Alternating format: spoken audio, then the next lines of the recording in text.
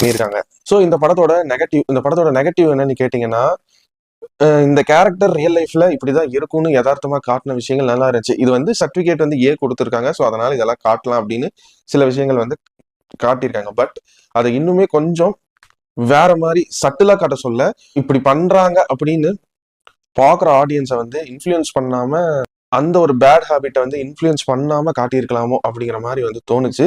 But ரியாலிட்டின்னு பார்த்தா அப்படிதான் நிறைய பேர் இருக்காங்க. ஓகே, அதனாலதான் ஏ சர்டிபிகேட்டும் கொடுத்துருக்காங்க அப்படின்னு அந்த பாயிண்ட் வந்து வேலிடா இந்த டீம் பண்ணியிருந்தாலும் கொஞ்சம் வேற மாதிரி ட்ரை பண்ணிருக்கலாங்கிறது என்னோட பர்சனல் ஒப்பீனியன்.